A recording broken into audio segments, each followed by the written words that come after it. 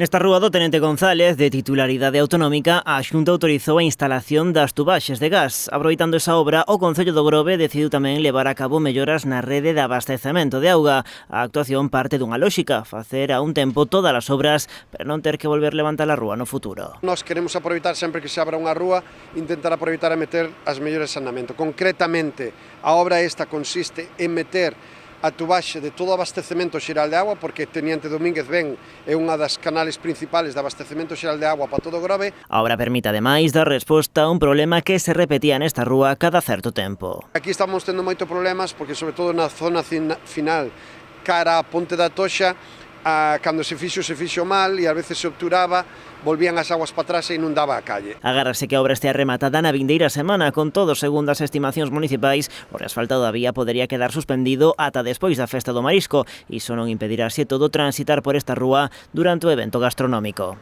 A festa do marisco é prioritaria. Si antes deso non somos capaces de rematar o asfaltado, quedaría así totalmente circulable, e ao acabar a festa do marisco volveríamos a asfaltar e quedar perfectamente a obra. A actuación terá un custo pro Concello de 80.000 euros.